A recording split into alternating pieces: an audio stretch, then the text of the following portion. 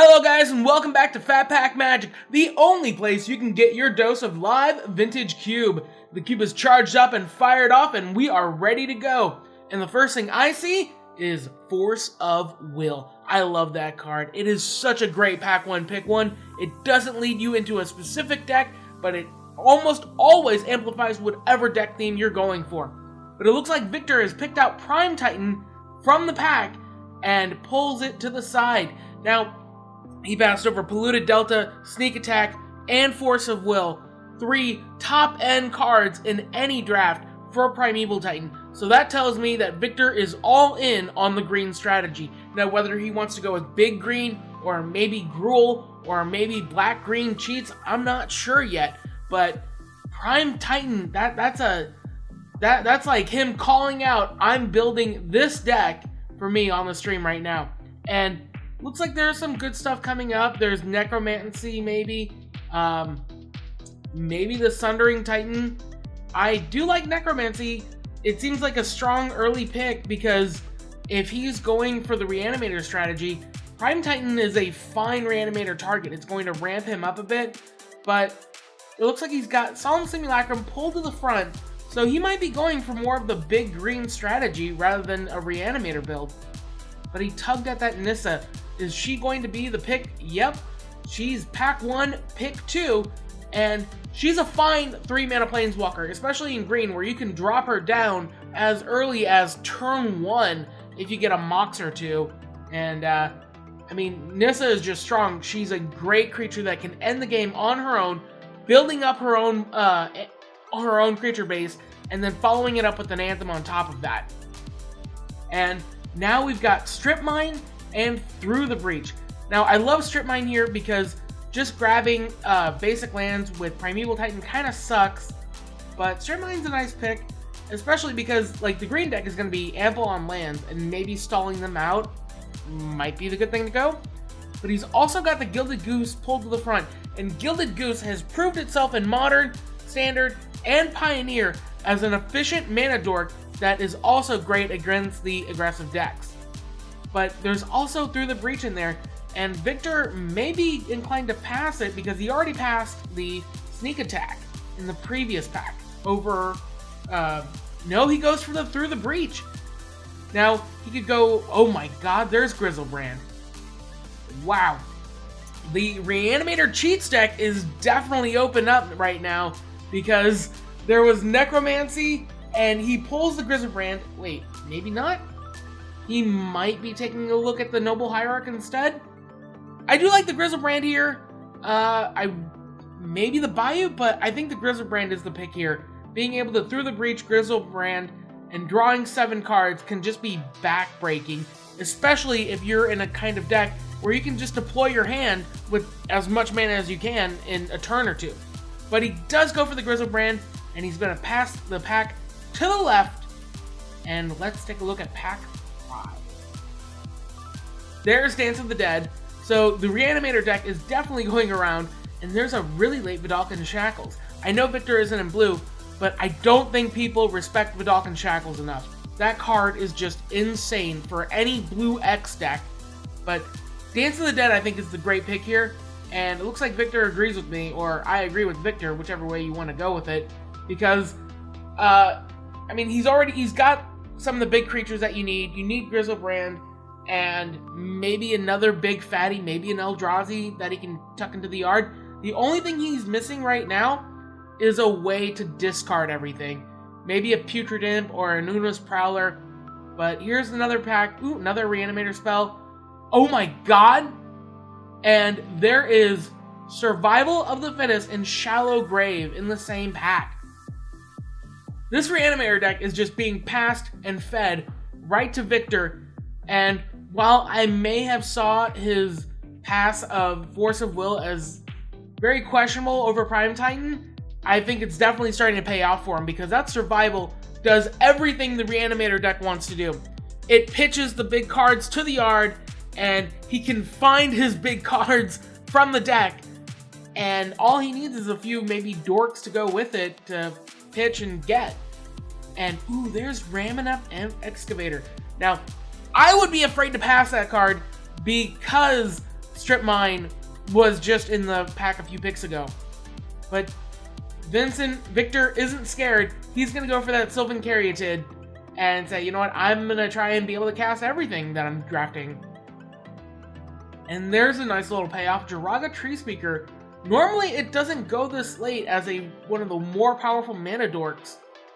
And it gets pulled and into Victor's deck it goes.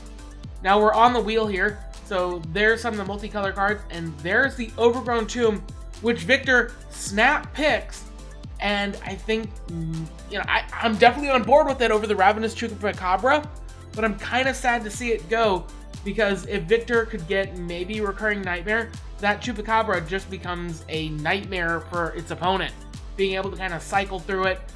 But he doesn't really have a lot of token generators at the moment, just really efficient creatures and Grizzlebrand. And how hilarious that. Oh, he just has Grizzlebrand and a few of the key pieces to Reanimator deck in pack 1, and that is pretty awesome.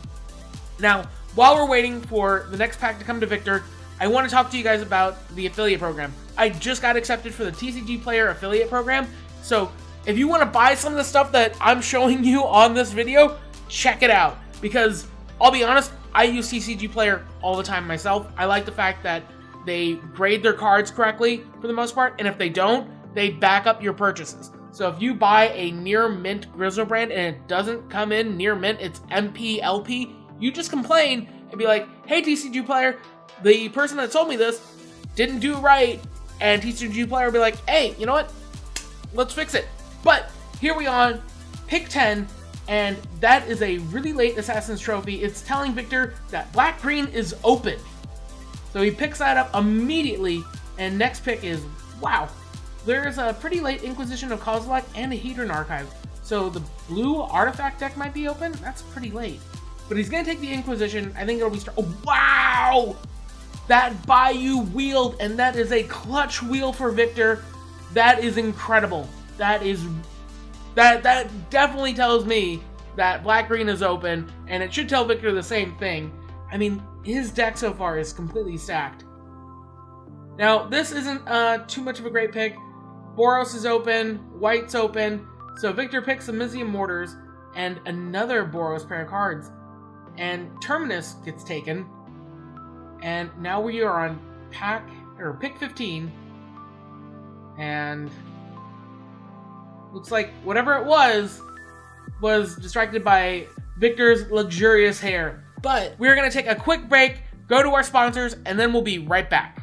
Hey guys, I want to give a quick shout out here to Your Playmat. These guys offer fully customizable playmats, card sleeves, and foil playmats. Now, I wouldn't be talking to you guys about these mats unless I personally believed in them. So check this out.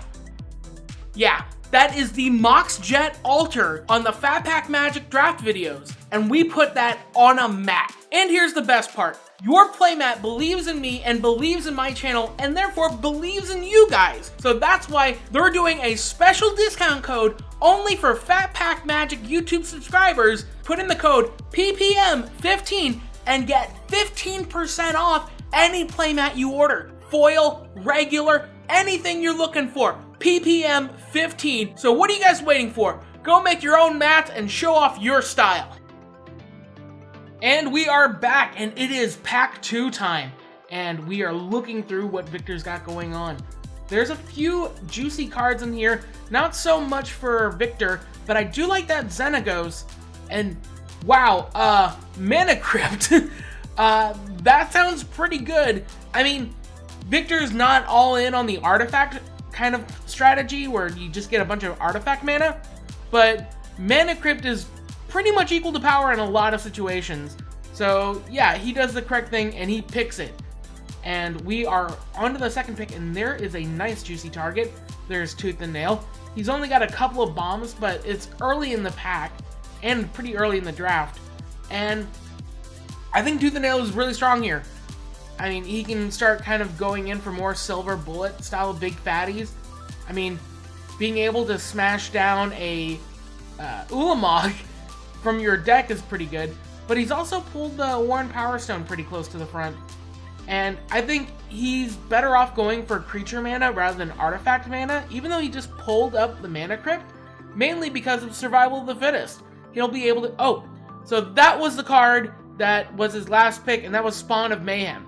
So, alright, that's fine for a last pick. But he's going to pick up Devoted Druid, and that sounds like a solid pick, even though I really wish he would have pulled up the Tooth and Nail. Now he's got a couple of big targets, but that's Natural Order. And while it may not be able to grab out Grizzlebrand, it can grab out, Primeval Titan. And there's still a bunch of big green fatties that could come his way in the next pack. Now, I think, these kinds of decks can be really fun to build, but sometimes they just might falter. So my question is, how is Victor going to hedge his bets? Because if he only has Natural Order and Primeval Titan, and he doesn't get, if he gets some of the Eldrazi, that's great, but Natural Order just becomes a bomb for him because, pulling out an Eldrazi, you can't pull out an Eldrazi with Natural Order. But he does find a Deranged Hermit, which is pretty strong. He can drop that down super early, but he's going to pull the Marsh Flats instead. He's opting for the mana fixing, and in that pack is Tolarian Academy. So he's going to try and feed through the creatures, but the only thing is, I don't think that Deranged Hermit is going to go very far, because in the previous pack, there was opposition, and those two cards tend to love each other. However, this is a really late Kiki Jiki, and there's Brazen Borrower, not too much for him. Maybe the removal spell might be something he wants to start going in on, but he's going to go for the mana fixing. Nurturing Peatland, a very strong land, incredibly strong, and in his colors, being able to fix his mana and just turn into an additional card off the top of his library if he gets it late in the game. But still, I'm astounded at that Kiki Jiki going so late, and that kind of red-blue deck is just being passed down on the other side of the stream here. There's Spellskite, there's Inferno Titan. In the previous draft, that's what Victor played that got him the 3-0 win. Being able to go with Inferno Titan and all that good juicy stuff. But there's an Ash Barrens here and a Shaman of the Forgotten Ways. I kind of like the Ash Barrens here just out of mana fixing, because he's only got one red spell, and maybe two if he wants to splash in the Mysium Mortars just out of, emergency situations for sideboard. But Ash Barrens is pretty good here. It's a pretty versatile spell, but he's going to go for the Inferno Titan. Victor is not playing games. He is all in on the cheaty deck. And there's Glintseef Siphoner. That's fine. Sylvala definitely cheats out with big mana. She taps for 2 at the very least on turn 3. But there's another Mana Dork. And that Mana Dork fixes his colors, and that's going to be his pick for pack 7. And that's incredibly solid. Maybe the Sylvala will come around again, but the Elves of Deep Shadow is pretty strong. Oh, there's Canal Dredger. And that's a really late Canal Dredger. It'll be able to net him approximately an additional batch of 16 cards if he takes it this pack, because it not only hits this pack, but it hits all subsequent packs.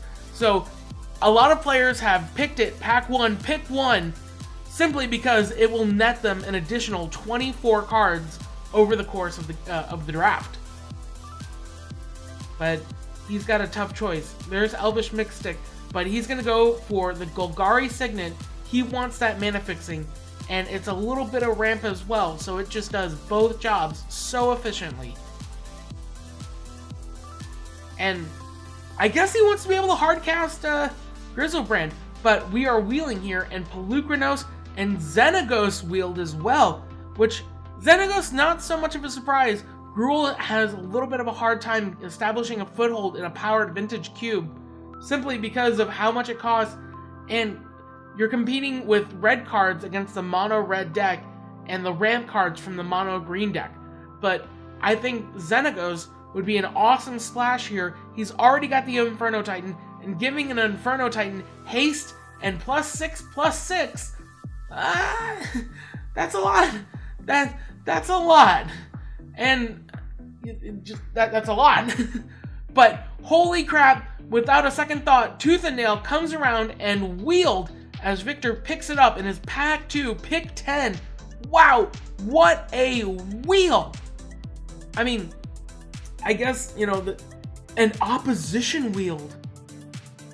Opposition wield. That's insane. That is thoroughly insane. Is somebody going to be able to get the Deranged Hermit and Opposition Train going? I would be afraid of that. I would have to hate draft that, or maybe consider going Sultai. Opposition is incredibly strong with the green deck because they're going to amass out a ton of creatures. But he's going to go with the Blackcleave Cliffs. He's not deterred by the opposition. But there's the Deranged Hermit! Holy crap! Oh man, if he passes that Deranged Hermit, somebody's got to have picked up on the opposition by now. But no, he takes the Deranged Hermit, and there's a Rock, a Mana Tithe, and a Guy of Trust. But he takes a Signet, and there's a really late Shaman of the Forgotten Ways. And the last pick he's going to get goes to the Canal Dredger.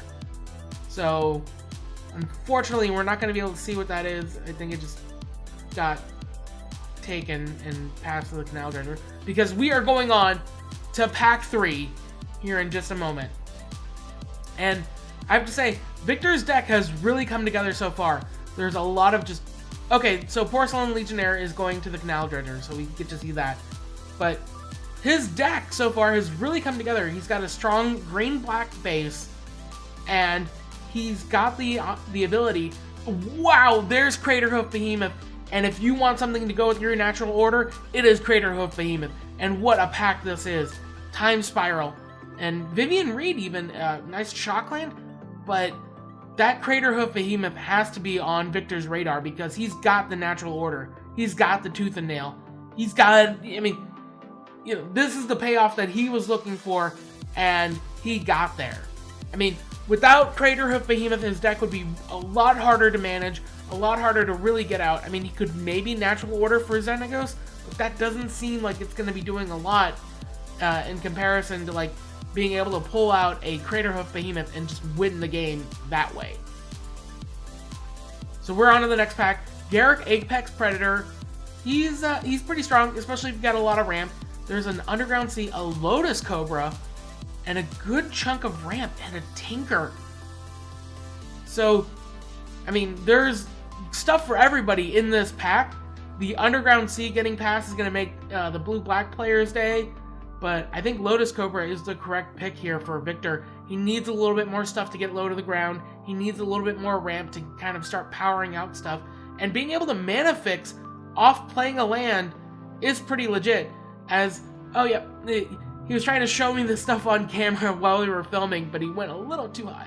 But that was his pack 1, and wow, that's just such good stuff going on in there. Now, pick 3, he's got Duress. There's Kokosho, which might be good if he gets Recurring Nightmare. Maelstrom Pulse is really strong. And maybe Badlands. I like the Badlands here because he's got a little bit of fixing and he really needs to be able to get out that double red for the Inferno Titan, or at least single red for Through the Breach and Xenagos. But Maelstrom Pulse is good here, mainly because he doesn't really have much creature interaction. So if he goes up against an aggressive deck, he's going to be in a lot of trouble trying to get through there. But he's going to go with the Badlands, opting to fix his mana, and then try and get a little more creature interaction later. But there's a Llanowar Elves, and there's a Spinner Twin, and there's Ulamog. Now, that's going to be a big payoff. It's unfortunate that he's going to have to pass the Llanowar Elves, because that's probably not going to wheel. But he needs a way to kind of close out the game, and Ulamog is a great target with Tooth and Nail.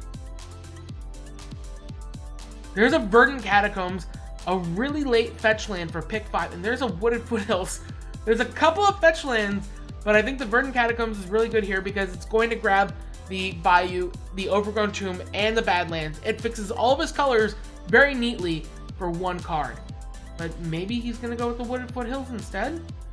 I don't know. The Rix Mahdi? Nope, he's going to go with the Verdant Catacombs. And I think that's the right choice mainly because it's the full art expedition land, and the Wooded Foothills was not. I eventually got it. I eventually got the Wooded Foothills expedition land. Don't worry about that.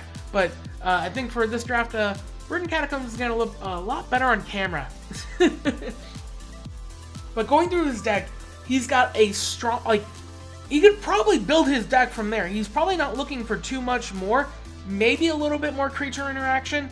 Maybe that Go for the Throat just to be able to start, you know, stymie the red deck or the mono-white aggro deck that's been going around. Because he's not going to want to make blockers out of his mana dorks. Mainly because they'll probably just die. So he needs a little bit of way to get time coming in there. But there's a Nissa Vassaltier and a Nissa that shakes the world, and there's Recurring Nightmare. Oh wow, in that Deranged Hermit, but Dragon Lord Atarka is in the same pack. Now, Dragon Lord Atarka is pretty great because she'll be able to clear out some of the dread if he gets her down early.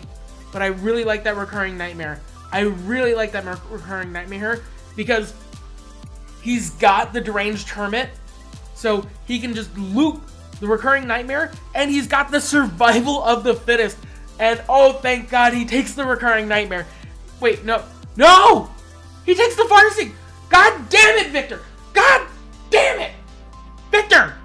He passed the he had everything. He had the Deranged Hermit. He took the Farseek! Jesus.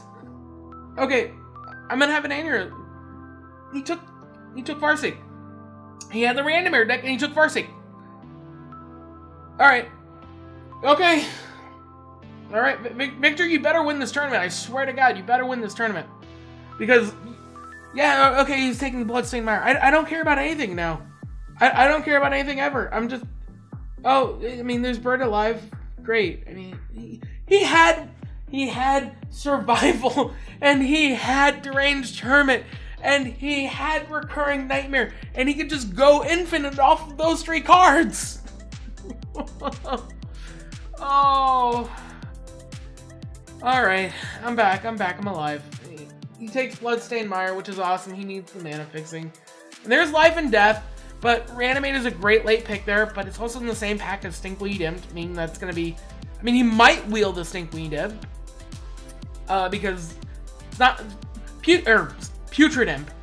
I am sorry, guys. I am completely thrown off by him not taking the Recurring Nightmare. I've lost all my senses. I need a... so he's deciding on whether or not he wants to take the Putrid Imp or the Reanimate. Both are key cards if you want to be able to go turn 1 into whatever big spell that you're going for. I like the Reanimate here over the Putrid Imp, mainly because I think...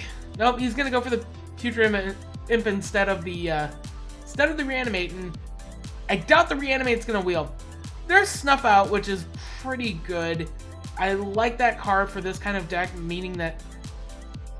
And there's the Deep Forest Hermit, which would have been great with that Recurring Nightmare.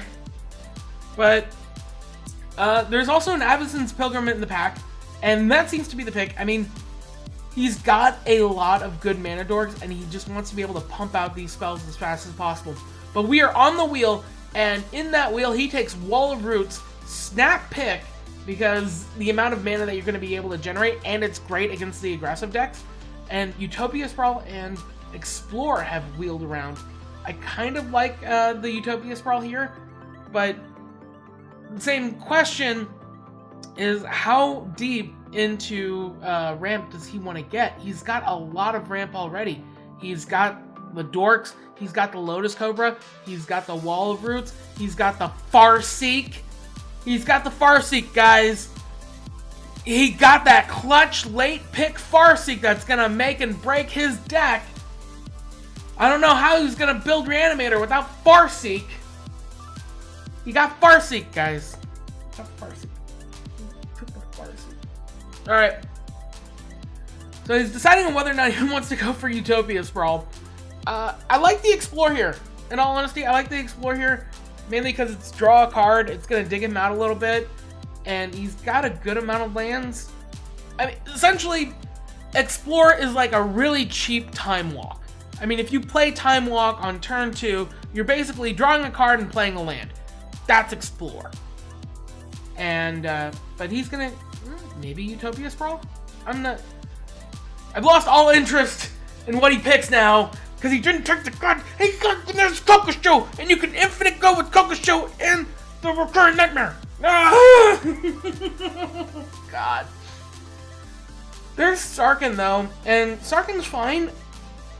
Probably not what he wants to go with his deck, but he takes Kokusho, which is a fine pick, but Splinter Twin at this late in the draft, and he's just gonna hate draft that. I can understand why.